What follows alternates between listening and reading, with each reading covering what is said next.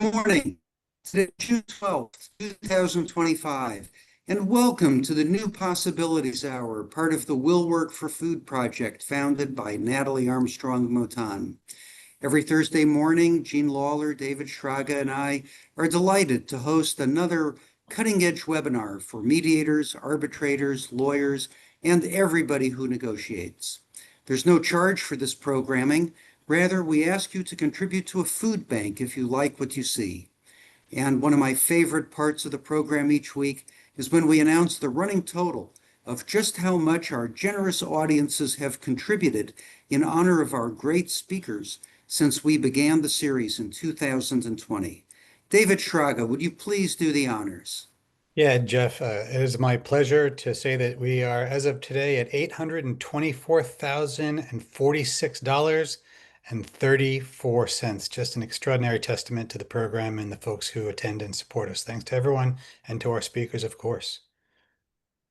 Fantastic. Thank you so much, David, and thank you to all who contribute to the success of the Will Work for Food project and the millions and millions of meals people have received as a result of the contributions you have so generously made.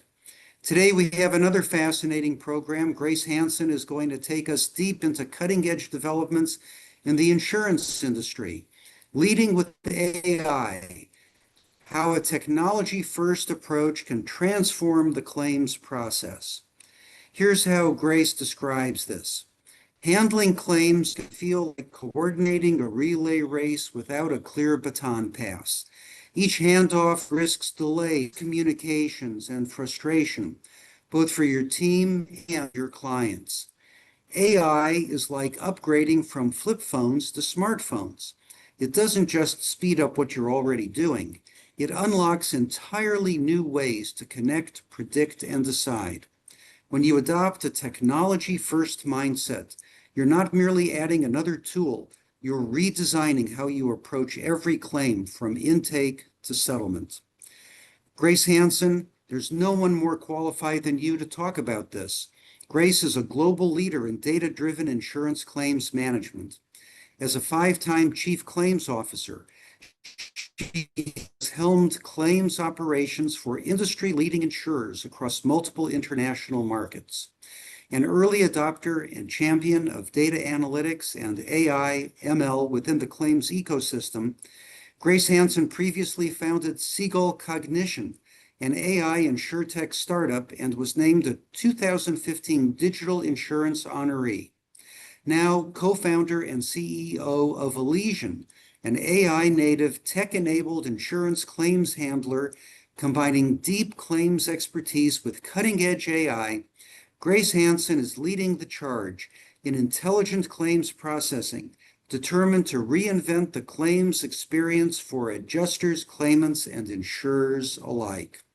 Grace Hanson, please tell us a little bit about the food bank to which you would like people to contribute if they're in a position to do so, and then transport us into the future.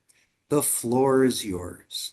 Thank you. So first, thank you so much, Jeff and team, for asking me to speak. I think I've spoken 1 year before for when I was in London, I believe. And so we picked a food bank over there. And I think it's just such an incredible, sort of mission that Jeff has taken on. And, we picked a food bank in Middle Tennessee.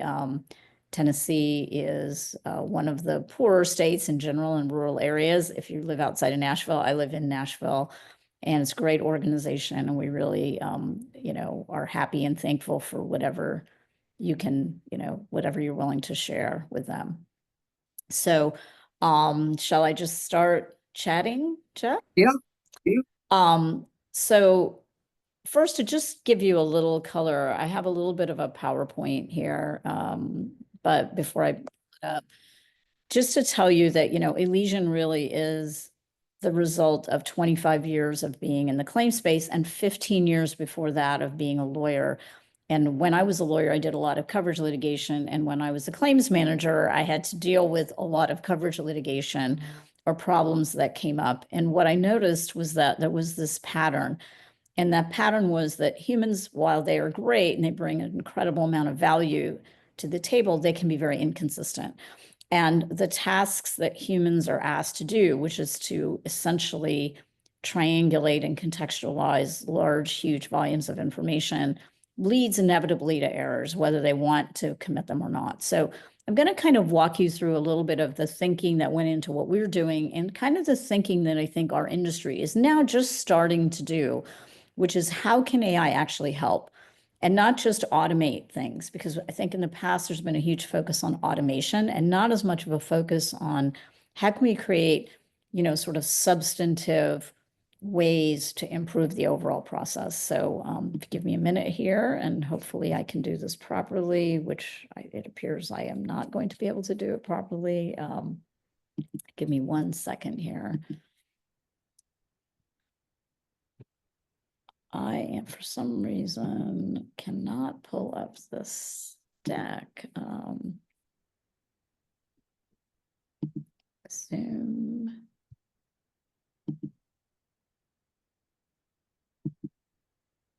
Here we go. Okay. That's me, in case you didn't know. First, I like to remind myself of this quote, which is that technology is really an enabler. It's tools. And one of the things that you start to understand if you deal with coverage problems, whether it's in mediation, whether it's in litigation, whether it's just internally in an insurance company, is that a lot of the problems really emerge because adjusters have not had the proper tools. So what do these tools need to deal with? Well, very high volume. I mean, it's sort of shocking how many claim files adjusters are given, to handle. On the property side, if they're doing homeowners or anything of high volume, or in the auto, they often have to deal with as many as 50 to 70 new claims a month, plus existing files. In the liability area, often claim file volume can go from 100 if you're in a company which is very, sort of diligent about keeping volume down, to as many as 300.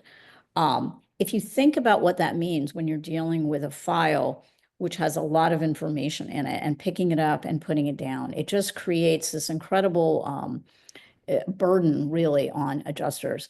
You have verification complexity. Is information correct? And so now we have a lot of fraud coming into the system. And so you have a lot of tools that adjusters have to work with to verify data or information and create, potential fraud protections.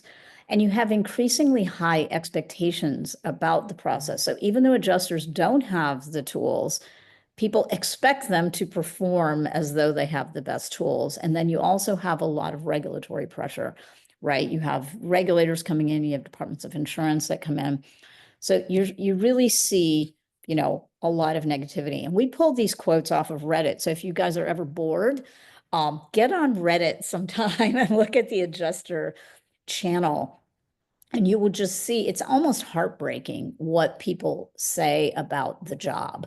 And these are real quotes. One of them was we didn't put that one up there, but I remember reading it. And this adjuster was like, I just started this job and I am already ready to essentially have a nervous breakdown. I can't keep up. And this is because of the nature of the industry's technology. And so this is why I feel AI is really, a way to change this. And when we want to think about technology, really think about technology. Most of the insurance companies out there that are using technology, that technology was built at least a decade ago. There have been a couple of new technology solutions that have emerged or pivoted maybe in the last 3 to 4 years, but the vast majority, like if you think about Guidewire, which is, ubiquitous through industry, it was built over 20 years ago. And so technology built over 20 years ago wasn't actually really built to enable people to do the job well. It was just built to capture information. Then you have this other issue of, because this technology is so old, the technology teams within insurance companies often are really challenged with embedding innovation. That's starting to change, but it's just starting to change. And for big insurance companies who have the capital, maybe they can move more quickly, but they also have more people and more machines to kind of deal with. And then I think the last thing is, you know, I remember when I practiced law, I said, you know, no one really fully understands how hard it is to take on a case and to deal with it from beginning to end. It's the same with a claim. A claim is not all that different from handling, you know, a case. So what do we believe, you know, at Elysian, what do I believe, you know, as a leader kind of in this space, is that we have to almost rethink the interaction between humans and technology. I think that, you know, Apple, at least, you know, a decade ago, really did a good job of that. They thought about how do humans interact with different things in their lives, and how can we capture that in one tool, the iPhone, so that you can do everything from the iPhone. We need to start thinking that way and be very creative about building technology in our space to solve for these problems. Because when a problem arises, it impacts everybody down the value chain. And as much as we love Jeff, we want to minimize the amount of claims that go into disputes where Jeff has to step in and be the savior, right? I mean, ideally, everybody in the whole value chain can be solved. So I want to just now talk about why is AI considered such a game changer? And it is a game changer. I mean, make no mistake about it. It's a game changer. But why is it a game changer? And how do we kind of approach embedding it in various ways? And by the way, legal tech is actually starting to emerge because lawyers do a lot of the same work claims people do. So the first is just the simple processing and ingestion of documents. And to give you like an example, you know, in the old days, we used optical resolution scanning, right, OCR. And what it would do is say, this is an invoice, and it would label it an invoice and stick it in. This is a pleading, and it would label it a pleading and stick it in. And that's not actually all that helpful, because if you've ever looked at a file that had a ton of documents in it, you're going to have a lot of pleadings and you're going to have a lot of invoices. So what AI can help you do is really understand the context of that. It's an invoice that relates to legal fees and it needs to be paid. It's an invoice that relates to damages. It's helping to identify what medical bills were actually paid, right? This is an incredible advancement. So not only is it more accurate than humans, it is also capable of multiple levels of complexity. The second kind of you know, area here is pattern recognition and fraud detection. So fraud detection, you hear a lot about that out there, so I won't spend a ton of time. But let's think about pattern recognition. Think about the claims or cases where people didn't do things correctly. It's probably because they were new or they were busy and they didn't know, I need to do it in this particular way. Leveraging AI to walk people through the process, and you're starting to see some work process tools, you know, what we're building at Elysian, which is guiding people through who may not necessarily know everything or may not think about everything. And when they do an investigation, they haven't looked at everything. When they pick up a file after not seeing it for 60 days, they may not remember all of the things that they should, which relate to a liability analysis or a coverage analysis. You know, AI allows you on the ground to improve your ability to surface that, you know, for the people who are actually handling the claims. Decision support, which I touched on a little bit, you know, a minute ago, but really thinking through when we make coverage decisions, you know, how are we making that? And someone, you know, in our Slack channel this morning sent a note about someone who used AI to challenge a claim denial. They had a claim denial. I can't recall exactly what kind of claim, but they were upset about that. And so they put their information into AI and they said, hey, I want to challenge this claim. And it generated a letter to write to the insurance company to challenge the claim. And they sent it in to the insurance company. And that was after they had been writing back and forth as an individual. And within a couple of days, the insurance company came back and they reversed their decision because the facts were so kind of black and white. Well, think about the opportunity where it isn't the customer challenging that.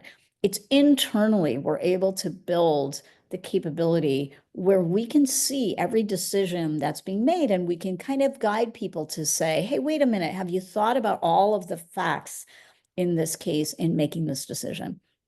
But we can also support decisions because often that's challenging, you know, when someone has made a decision and maybe they have years and years of experience. And so they're making it in their heads and they don't necessarily document the thinking process. And that often can be challenging down the way. Well, AI can help us do that. It can help us document that thinking process and capture it. So when a decision is made to deny or pay a claim, we know exactly the why of that, and we have the facts around that. But as much as I love AI, we're an AI native company, it also has some negative things, which you may have heard about, in the world, but I want to talk about them in terms of like practical things. So first, it does have contextual understanding limitations. So the more complex it is, the more information that you put in, context windows, I think is one of the limitations, right? The more likely it is to just get it wrong. And it does get it wrong. So when you partner with, a solution, or you see a solution being used, the questions to sort of ask are, what protections have they put in place when there are levels of complexity which will potentially impact the accuracy of the outcome? The other thing that it kind of does, and we have a product we call Dynamic Claim Review, where we can come in and we will review claims, and we'll do what adjusters, claims adjusters do when they do qualitative review. And what AI will sometimes do is it will use different words to explain the same thing. That's not actually a problem. What is a problem is potentially if it gives you a different answer. So you have to have kind of protections behind that. We've built that in, but you need to make sure if you're working with a solution like that, or you're being challenged by a decision made by somebody who used a solution that's AI based, that they have those protections in place. Ambiguity is another, area where AI should not let AI make decisions for you where there is ambiguity, and you should make sure that whatever tools or technology you're deploying, that you recognize when there is ambiguity, and that you've protections in place to surface that this is ambiguous. Now, what's interesting, I'm sure you've heard about the case out of the Fifth Circuit where they actually used AI to come up with the reasonable person standard, which I thought was so interesting because, AI leverages all of the information on the internet. And so the ultimate outcome of AI in terms of what it thinks could, in fact, represent the reasonable person. So in that situation, maybe that's information that you feed into the decision-making process. It also struggles to read between the lines. It can't read between the lines. It's working in lines. It may not be visible to us, but it's taking data and information, and it's doing a math problem. So it doesn't have the capability to read gray. It can only surface, based on the data and information that it has trained on, right? AI also has, kind of the emotional intelligence deficit, which, by the way, some humans have as well, for those of you who work out in the field. It doesn't actually empathize.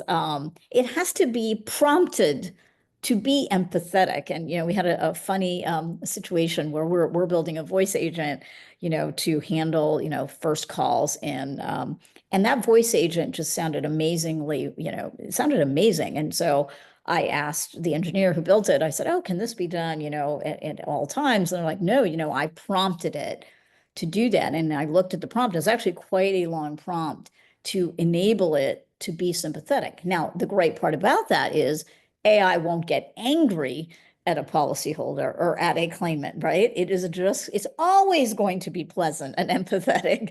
It's always going to write a nice letter. It's not going to lose its temper. And I have, by the way, managed thousands of people in my career. And some of them do lose their temper with customers, and they write some pretty snippy notes, and they get into it. When I've had customers use profanity, and I can tell you it doesn't go over well. AI voice agents are not going to get unhappy, but they also can miss the things that are important. This customer's suffering, this customer's confused. I need to explain again. So the importance of compassionate communication is something that humans bring to the table. And I know, Jeff and I had a great conversation when he was in Nashville, and, talked a lot about how just listening to people in the mediation process and having and empathizing with them makes a difference in the resolution. Well, humans can do that. AI cannot do that yet, right? It's not human. It has challenges with ethical decision making. It's trained on the past. it's essentially Bayesian, for those of you who are kind of geeky, and Bayesian meaning it assumes that what was done in the past is correct and should be predicted for the future. And we should act in the future the way we have acted in the past. So, if you're training on a large body of data, whether it's identifying claims that are potentially fraudulent, making certain decisions, AI is just going to make the recommendation based on what's been done in the past. I don't always know if what we did in the past is correct. And I've had class actions that were filed against my company that I worked for at the time and the industry, and often those decisions were made based on the way people thought about things, and it came out that that wasn't accurate or that wasn't correct, and it wasn't correct at scale. AI is going to make that mistake at scale because it's just looking backward and thinking this is the way we did it. It needs to be done that way in the past. And so I really, think that we need to find a way where the human thinking and ingenuity and caution from experience, which AI has a different kind of experience. It has what we would call digitized experience. It doesn't have human experience, right? It knows what's on paper because that's all it could consume is text-based digital data. It doesn't know that, you were in a room with a policyholder who was, I've been in a room with a policyholder who had a really negative experience and was sobbing and crying. AI doesn't know that. It can't ingest that. It has to be written down, right, for it to understand that. So these are the things humans really still excel at. These are the things, candidly, that, in the mediation process, in the litigation process, in the problem-solving process, humans need to be involved and humans drive the greatest value. Humans have the ability to take complex scenarios and put them together. And they have the ability to do that even when the scenarios aren't the same. Maybe you have a construction defect claim and a particular problem presented itself. And then you might see that problem present itself in a technology type claim. Very different, but a human can draw those connections in a way that AI can't. A human can think about things other than, algorithms, right? And it can make the exception. There's relationship management. And, now that COVID is, believe it or not, behind us, I still can't believe it's been 5 years since COVID. Still wrapping my head around that. And getting out there, I just came back from a conference and meeting people and talking to them in three dimensions. Is so different, right? I mean, the nuances of how people speak and are, those are so important. And that is very much human driven, and it's a human experience, right? Humans can do that on the fly, make a custom out of the box solution. AI cannot do that. And again, creative problem solving. If you have to think outside the pattern, AI can't do that. So we are very integral to this process, and I think the best solutions are ones where we integrate the human and AI. I was ahead of myself on the QA slide. So how can AI enhance certain elements? Well, it can definitely enhance quality review, and quality review, poor claims handling practices, inappropriate coverage decisions, failing to identify coverage, whether it's exclusions or whether it's coverage or whether it's nuances to coverage, sublimits, special provisions. AI is really good at that if it's built correctly. And so, using it, which is what we're doing at Elysian to do this kind of real-time quality review, can be very effective at catching things on the ground before they actually impact, human beings. So this high level is what I would suggest, to those of you out there, whether it's, in the legal space, thinking about legal tech, whether it's in the claims technology space, thinking about what can we do, whether it's just in claims, wanting to go speak to, managers, whether it's those of you, who may have to deal with the impact of using AI in claims that you mediate, because that's going to happen. AI will have been used in a claim and you will have to talk about that. So first, really understanding what's needed, a strategic assessment. And this sounds so obvious, but I cannot tell you how often I've been in companies where they just threw solutions in and they were poorly thought out. really understand where are the pain points in your company, and then assess how to do change management and find the right partners to do it. Again, I just spoke at a conference, and I'm kind of geeky, very technical, but I think that is important, because if you don't have the right partners, for instance, to understand that decisions that are suggested by AI should be linked to hard facts and documentary evidence, people are going to make mistakes because they're going to rely on this AI and they're going to think it's great. And I see a lot of AI use today, and I don't see as much concern and care around making sure that it's generating the right, the right outcomes and right output. And I think that needs to be an important part of that. And then the continuous improvement process, needs to be part of that. And lastly, I want to talk about Grace, let me ask a question. Excuse me. Can you give an example of like what you just go to Chat GPT and type in what do you actually do to use AI in what sorts of circumstances? Yeah, I can give you a couple of examples of what people in the industry are doing, and then I give you a different example about how we're doing it, right? So for instance, there's one insurance company where they use AI to write a coverage opinion. So what they do is they will have an adjuster summarize the facts that they've gathered, contextualize it, and write a general, I think it should be this, and then they submit it to a portal, and the letter comes back, and then the adjuster tinkers with it and sends it out. But that is what we call data bound. So that is efficient, and this is the efficiency trap I talk about. It is more efficient in that the letter comes out sounding a lot better and a lot faster. But it still has inherent problems. You can immediately see the inherent problems, right? The adjuster is still doing the contextualization, so you still have that level of inconsistency.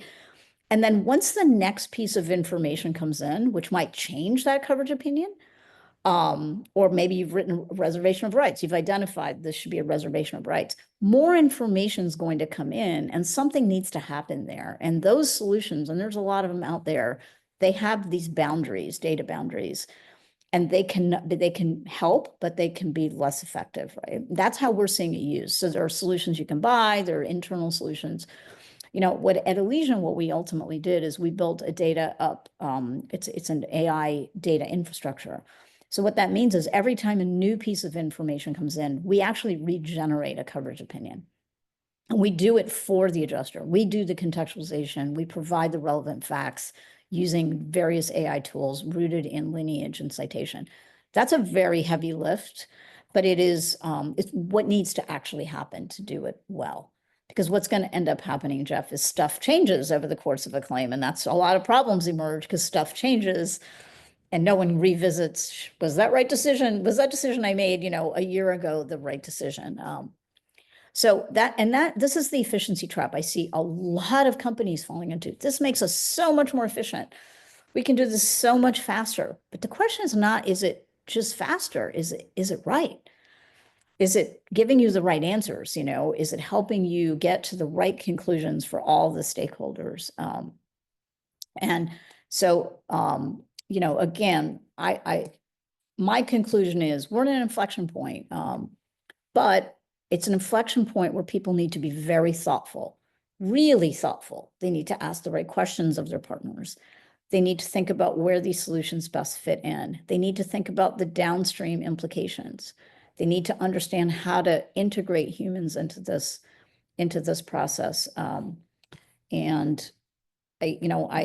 met with my team, at the beginning of the year. We had a big meeting, and my CTO spoke, and he shared a lot of data, which I won't share with you today because it might be too much, but it is a tsunami. I mean, it is literally like the internet starting, remember there was no internet for those of us who are great. There was a time when there was no internet.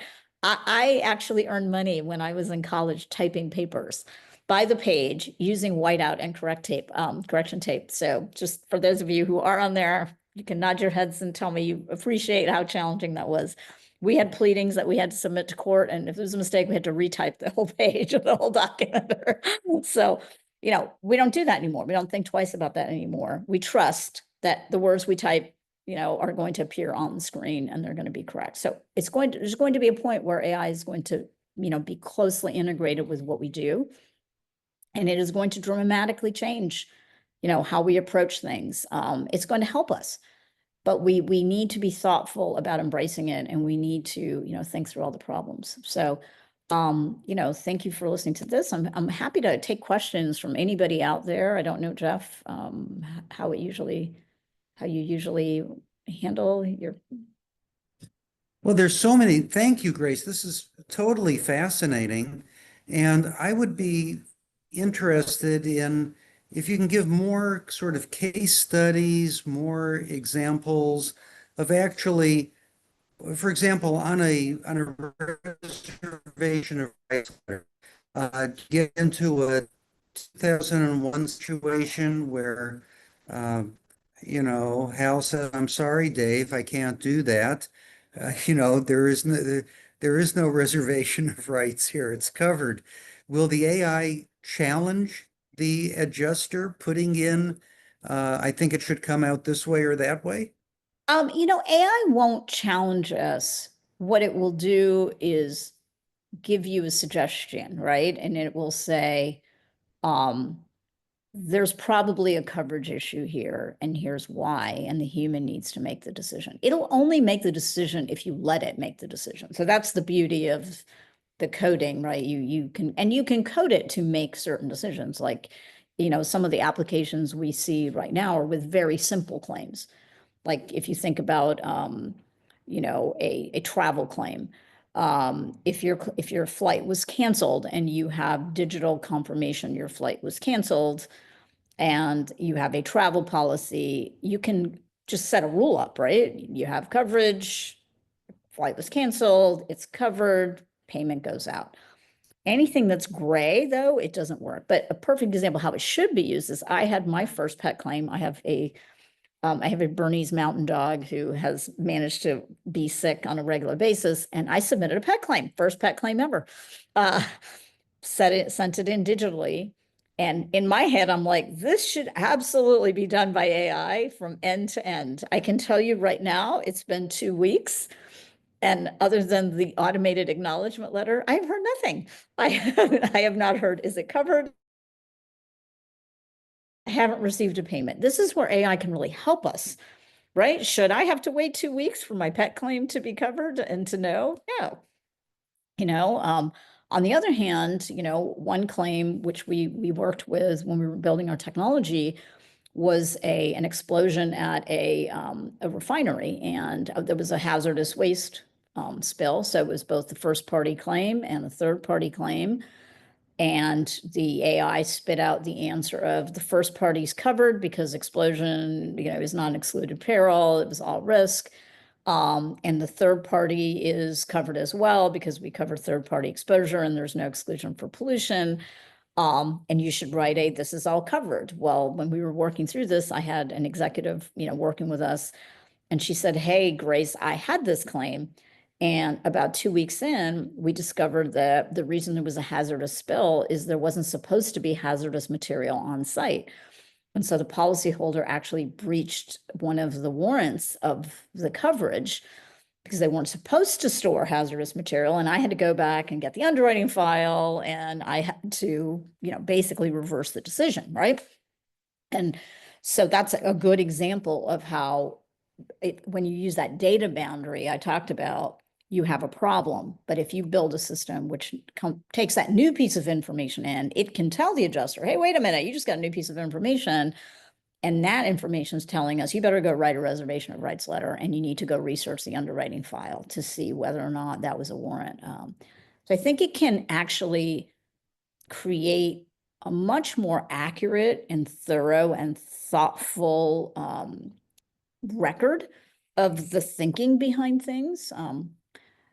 So, that's just one example of how it works. I think I have a couple of questions here. Let me just see in the chat. Is it I okay? guess, the whole thing with your delay of the claim on the dog, I guess that would go into the category of pet peeves. Anne Breen Greco, I think You I'm had the still first question. wondering. Please go Yeah. ahead. Okay. So Anne, let's just see. Thank you. Anne, please Yeah, unmute thanks very yourself. much, Jeff. Anne Breen Greco, this is so illuminating, Grace. It's been presented in such a way that I just was easily able to capture something. I was on your last slide conclusion, not fast enough to write it down. Maybe we'll be getting the slides later. So I am going to be, I'm in the middle of a claim I have to do as an authorized representative because in California, I am not a licensed attorney. And when I know I'm going to have to write a brief, and I know I'm going to ask AI for the brief and for citations and so on. And just wondering, I know some ethical rule, and Grace, I don't know if you want to answer this, but I believe that I really need to state that AI was utilized in the research and drafting of the brief. Yeah, I believe that is a rule now in some Okay. states. Yeah. However, I would be very cautious because AI will make up citations, as you know, and it can make up facts. So part of Oh, I know, Grace, trust me, I've done it and Oh, I okay, check. good. So that's the thing. You have to check everything. And I can write that in there. And I have checked all of the citations. So I would never use a citation without checking. Yeah, I- you can actually build it if you're going to do it at scale so that the prompt is such that it will only pull real citations, but that it requires probably some software engineering type skills. Because if you're going to do it at scale, you can't be checking every single thing all the time, I mean, for cases, probably you still need to because of the rules, but yeah. Yep. So I think, thank you for that. Peter Silverman has his hand up as well. Peter, please unmute yourself and ask your question. Great. Do you use AI at all in setting reserves for cases or in setting settlement authority for claims reps? Settlement authority is rule-based for us. So do we use AI for underlying technology? Yes, but it will go out and we call it an embedding. Essentially, we embed an actual rule around authority levels. With reserving, I am not a big fan of digitally generated reserves. Now, what I would say is what our AI will do is help the adjuster triangulate and contextualize information to make a reserving decision. So it might say, hey, you've got X in specials, you've got X in, general damages, it's this state, here's the comparative rules in this state. Based on these facts, we think that, they may be 100% liable or 50% liable. Here's a range you can consider based on these facts. If it's a standard reserve, which a lot of companies do like to use, that would be that embedding, right? We would embed a standard reserve. This is a hail claim, for instance, and we're going to put up a standard reserve and it will go out. You tell the AI to go out and grab essentially what's the hail reserve and it'll populate it back in. But I was at AIG when the Colossus disaster happened. So I'm very conscious of the way we use it. We use it to help, but we don't use it to make decisions. Thank you. On reserving. I think there was another question. Did you? Grace, let me ask you, while we're waiting for others to raise their hands, what do you think is the most sophisticated use you've made of AI in the claims practice so far? And what are you looking to AI being able to do next? Yeah, I mean, for us, the most sophisticated is we are, it might not sound sophisticated, but it's actually quite hard to do. We're extracting the most important facts that relate to contextualization. And then we are providing the reasoning based on that facts. And the reason I say that's hard is because if you think about a file, especially a litigated file, the number of documents, right? And what is important in those documents. So humans know what's important, but AI actually doesn't know. When it summarizes it all.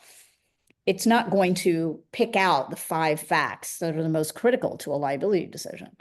You have to you have to train it and help it to do that. But we think that there's a real opportunity there. We think contextualization, the thinking part, is actually one of the most time-consuming parts. And that's based on my own experience. At one of my companies, which did a lot of professional liability, our adjusters spent about 60% of their time just recontextualizing, figuring out, because they put these files down. It's kind of like, you handle a claim, you get really involved in it, you spend a few hours, you put it down, you pick it up 30 days later, 60 days later. It might not even be the same person. And I don't know, Jeff, if you've ever mediated a claim where there were multiple adjusters who handled the claim over the life of the claimant, which is, by the way, a red flag, because if someone picks up the file who hasn't worked the file, they're not going to spend as much time. Most of the people are just going to skim it and miss stuff. And we wanted to solve for that, Jeff. And so that is a complex problem to solve, but we wanted to solve for the problem in a way that anybody can pick up the file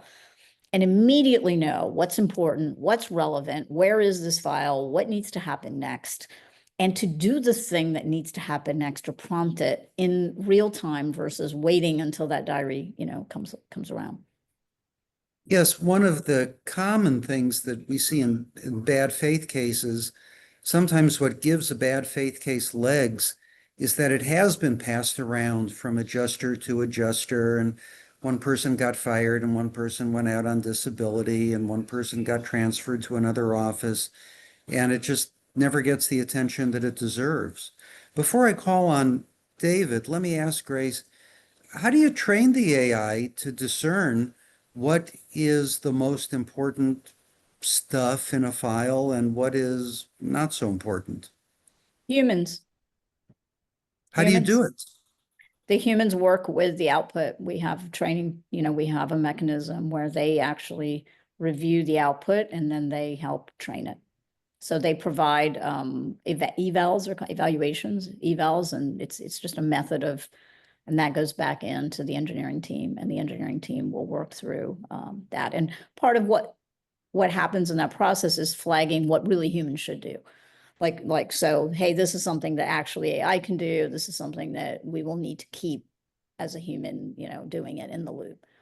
So you're saying that the insurance professionals will review the AI output, your seasoned pros, and if AI is missing things or misinterpreting things, insurance professionals will inform the engineers to change the AI, the algorithm or the way the AI works to emphasize different things? Is that how the teamwork and the coordination works? Yeah, within our company, yes, that's how we work it. So with the idea being that over time, there'll be less and less training, right? But we have very experienced people. So our team, it's our adjusters, but they're also product, really, right? They have at minimum 15 years experience. So they will go through, they look at what's generated, they check it, they send back an eval. If it's right, then that gets captured. If it's wrong, we figure out, is it a prompt? Is it something AI will never be able to get right, or at least not in current state? And then that goes back in. So it's a continuous loop. And we've been building, Jeff, for a while. As you may know, we started in August, and we're just now onboarding our first customers. But we were very thoughtful about it because we knew all the pitfalls and problems and stuff that would happen. Grace, you're not an engineer or a computer scientist, are you? Far from it. So before we get to the questions from the others, how did you get so sophisticated on all this? I mean, I started, maybe it would help to say, I started as a lawyer doing complex litigation, like antitrust, construction defect, which forces you, and I think being a lawyer is a great training ground. It forces you to be intensely detailed, right? Like when you are cross-examining an expert, you need to understand every single thing about what that expert's doing. So I kind of imported that thinking into being a claims executive. And I just paid attention to the way data was captured and technology was captured. That's how I became an early adopter of data and analytics, and it's just something I like. Now, I'm hopeless with my own iPhone, and people will tell you I can barely program it and have to call for help. But when it's conceptual thinking, I'm good. You know, if I don't have to code, I'm good. So do we want to, I think David, you had your hand up. You're next, please. Yeah. Yeah, sure. I think you're a great program, Grace. You know, this goes back to something you were saying previously, talking about, you know, efficient is not always right. And I wonder, and you kind of spoke to this in Jeff's last question about sort of the retraining of the model, but I imagine you must deal with this tension sort of from a cultural context within the companies and with the clients about, you know, relying maybe, are the adjusters relying too much on the tool? Or is there, how do you know when sort of people are just dealing with so much volume and getting that balance right? I imagine customers are out there saying, is a real person looking at this, or is it just a computer that's figuring this out? And I imagine there's a buy-in aspect to that with the clients too, in terms of getting it right and knowing, you know, the concern that things are being handed over too much. Yeah, I think you're absolutely right. And that is something we'll have to work through. But what's interesting is there is such tension in the adjusting population and such frustration and such dissatisfaction with the quality of claims handling, you know, currently, that actually they're almost okay with that. If you think about the error rate a human has versus if AI's error rate is 5% and human error rate is 15%, I mean, at some point, you know, customers start to become more interested in that. But you know, we're going to have to work through that. We're at the beginning of this journey, so you know, it's a great question. Bernard? Yes, hi. Grace, thanks for an excellent presentation. So I'm up in Toronto, Canada, and I'm a mediator and an arbitrator. One of the clients that I deal with regularly is a large insurer. I'm not going to name them, but uh, I've had a view, an inside view of what it is that they're doing now to assist, facilitate their file management and adjusting process, and they've now got a very robust um, AI-based system in place, and it is being used entirely to manage their intake and their adjusting process. What's interesting is that when they created this, they identified two main issues. One, accuracy of information, which I think you've addressed, and that's a big one, I think, when you're talking about AI. And two, privacy, the privacy of the stakeholder, right? The client, the customer. And I think they've done a fairly good job at dealing with both. The one thing that I thought was very notable is that in creating the system, what they've done is they've put into the system a check and balance so that anytime you receive information about a particular expert's opinion, you immediately can hit a link that will direct you back to the source document. So there's never any question about whether what you're looking at is, you know, valid or accurate. It's immediately available for cross-checking. And I think any AI tool that's being utilized in this way is going to, I think, have that built into it. The big question I have as a mediator is, are we at risk of becoming obsolete? If at some point the idea that emotional intelligence is an element that can be captured by AI tools as they develop in time. I'm not sure that that's going to happen anytime too soon, but you know, as things move so quickly, I do wonder. Yeah. Well, thank you for that. You know, I'd be curious what kind of claims they are, and we do have lineage. Property and auto. Yeah, but yeah, those tend to be, you know, high frequency, relatively standardized, right? Mm-hmm.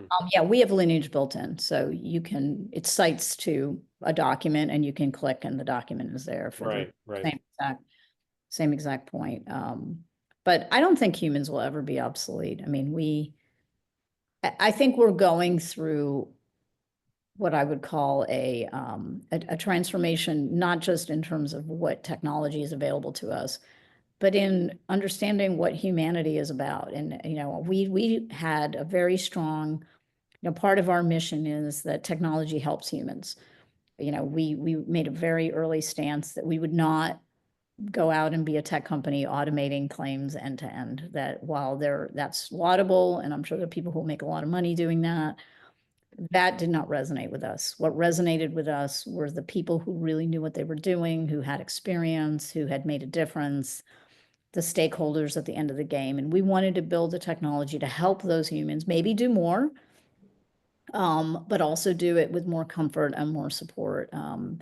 Because I believe we're sentient beings, and we will start to understand that this technology is meant for us to live a valuable life and to help and have relationships with each other. It's not meant to eliminate us from the planet, hopefully not anyway. So I had one follow-up on that, if I could. There was an article recently written about the risk of massive job losses, particularly for entry-level administrative staff within large organizations that are now going to have the work that they would do replaced by AI tools. And I wonder to what extent those people that are entry level that don't get the experience of how do they get to the next level. It's one thing if you use AI to handle many of these intake processes, but if they're not getting the experience, I think of a junior lawyer, for example, who follows around a litigator and learns by watching, learns by drafting, learns by doing research.